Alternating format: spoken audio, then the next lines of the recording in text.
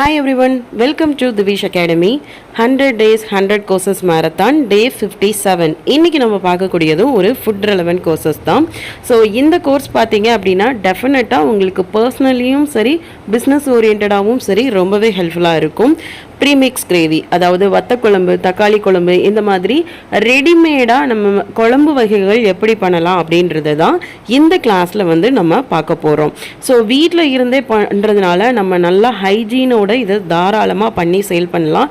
இதில் ப்ராஃபிட் வைஸுமே ரொம்ப நல்லா இருக்கும்.